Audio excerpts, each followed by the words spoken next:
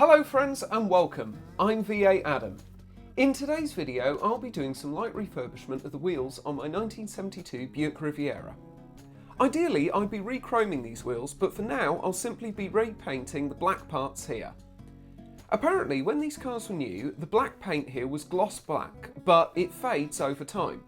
I will therefore be spraying them with gloss black paint to hopefully restore that nice stock look. All of the tools and materials that I'll be using for this job are in the description below. I've already painted the wheels at the back here and you can see that it looks so much better. I'm going to be working on the wheel at the back on the other side, which is the passenger side, which I haven't done yet. I've already loosened the lug nuts as it's much easier to loosen them whilst the wheel's on the ground. So I'm going to now jack the back of the car up. The best place for doing this is the rear differential casing, and I wanted to show you this because when I first purchased this car I didn't know where the best jack points were. So what you need to do is place the jack under the car and position the saddle, which is what this part of the jack is called, below the differential casing. Raise the jack a little so that you can get it in the right position. The jack saddle has small raised lips on the edge, which helps prevent the jack from slipping around as the car's kind of lowering and raising. So what you want to do is you want to make sure that the saddle's positioned so that the lip is, where possible, resting against an opposing lip on the object that you're using as a jack point, in this case the differential casing. So you can see there's a lip of the casing here, and that's what we're going to try and place the lip of the saddle against when it's being raised. So now the jack's in place, everything is straight and all nicely lined up. Now, when using the jack, I personally don't like to stand behind the handle when using it, and instead I stand to the side. The reason I do this is because if the jack slips, it's going to have the whole weight of the car behind it, and you can imagine the amount of force. It could shoot backwards or flip up and really injure you. You can see here that the jack can easily be used even stood to the side. Now that the car is jacked up, we can put the axle stands in place. If you've not seen the magic lift system before, it's quite clever. You just lift the handle here and the saddle raises up to get into place, so it's nice and easy to use. Make sure that you place the axle stands on the frame. For reference, we are just forward of the rear wheel and in line with the back of the door. I personally mount the axle stands here on the frame. I do this because the frame is a little bit narrower, which allows the saddle to fit really nicely around the frame, and there's also a weld point here which helps it wedge in place. Now that the axle stands are in place, I'll very slowly lower the car onto the stands. Make sure that you do this really slowly and take your time. We do that on the jack here by just slowly twisting the handle on the end anti-clockwise, which will just release the pressure. For reference, what I'm actually going to do is I'm going to show the video here with the car lowering in real time. Please feel free to skip forward 40 seconds if you don't want to watch that part. It's just to give you an idea of how slowly I personally lower down onto the axle stands.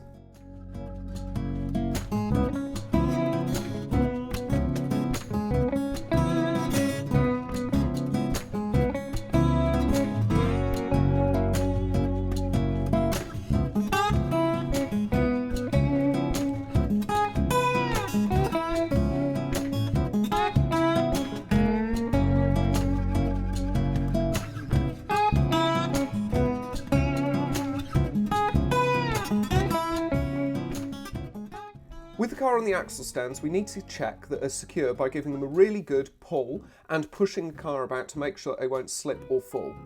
Hopefully you're not going to look as weird as I do doing it, but it's a really important step in the process to make sure that the car's not going to slip off of the axle stands or off of the jack. Make sure that you check both sides. Once the axle stands are securely in place, just raise the jack back up. This will mean that even if one of the axle stands does fail for some reason, the car won't tip over and will instead just be supported by the jack. Now let's remove the lug nuts and get the wheel off. You should use a torque wrench, certainly when putting the lug nuts back on. The correct torque setting for these wheels on this car is 75 foot-pounds. I don't actually have a torque wrench right now. I'm going to be using a normal wrench just for taking the lug nuts off, but I'll be getting my torque wrench later in the day when I come to put the wheels back on. Once the lug nuts are off, the wheel can just be easily removed, and then the brake drum housing just slides straight off. Here's the brake drum housing, and it just needs a quick clean up, which I'm going to use 99.9% isopropyl alcohol and an old microfiber to do this. Just spray it liberally and wipe it down. We don't need to go mad with this by stripping it down and using primer. Just a quick clean and paint will be absolutely fine. I'm just going to go straight to spraying satin black onto this after it's all cleaned up. I've already done the one on the driver's side here, and you can see how nice it looks against the new wheel, especially with all of the fresh paint on the wheel. So let's give that a quick paint and then we'll pop it back on. You can see here how it looks so much nicer and fresher even without the wheel against it. Once it's back in place, just pop some copper or ceramic grease onto the bolts and onto these contact points here. What this will actually do is it will prevent the parts corroding and rusting together over time. And when you pop the nuts and the wheel back on, it will just press it all out. So just give it a little smear here around the wheels and the nuts just to spread it out a little bit evenly. Now, let's finally get to work on the wheel. To begin with, I need to get the old black paint off. I'm going to do this just by simply using some wire brush attachments on a drill, as I've previously done. If you've watched my air cleaner video or my valve cover video, I use the same method.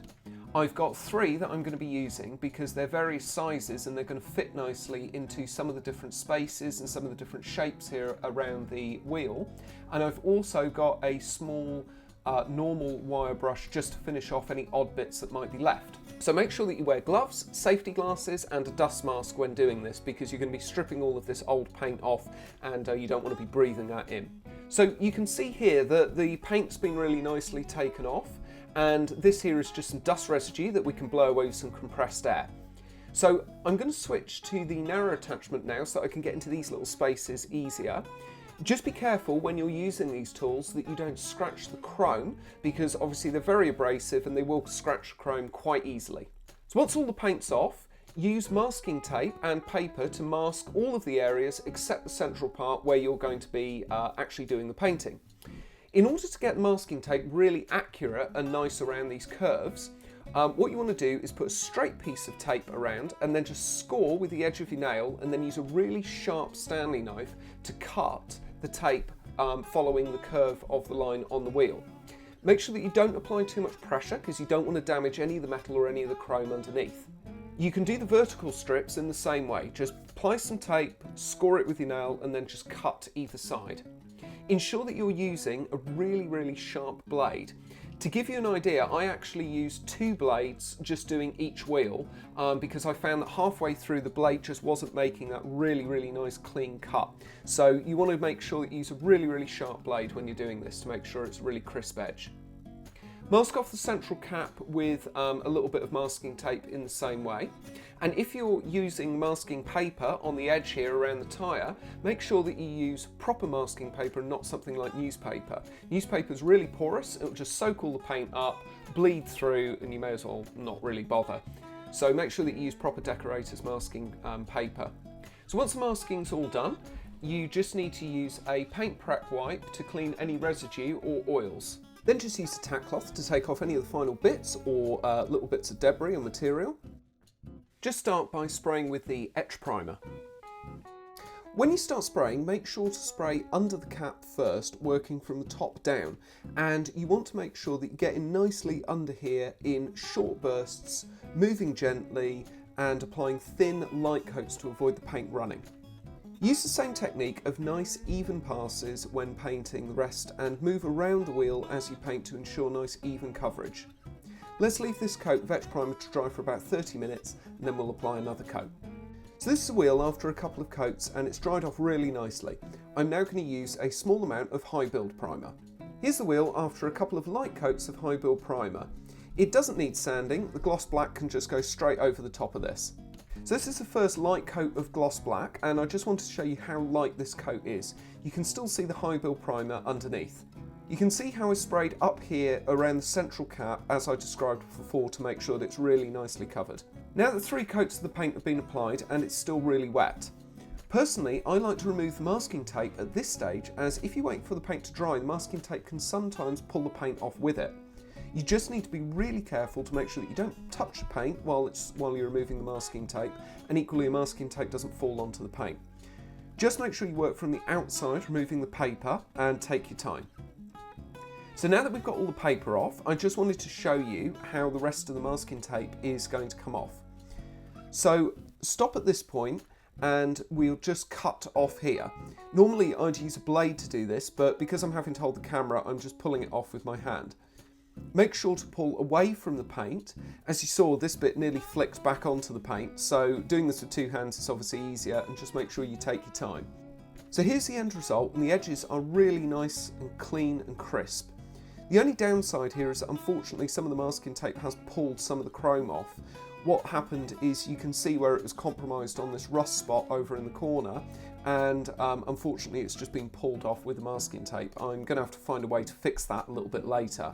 What I would advise you to do is maybe just use a lower tack masking tape than the one that I've got in the description below, and that might just prevent the chrome coming off, especially if you have any rust pitting around the edge. So it's been a couple of days now and the wheels are looking absolutely fantastic, much better than they did before. I am going to need to fix this broken chrome and do something about the rust spots in the future, and I'm also going to change the lug nuts out for some better ones that are a bit newer and shinier as well. Now I am going to do the front wheels, but I'm not going to do the front wheels on camera because it's just going to be the same process as the back wheel, but I did just want to show you how to jack the car at the front. Because it was useful to show you at the back, and I just want to show you at the front as well.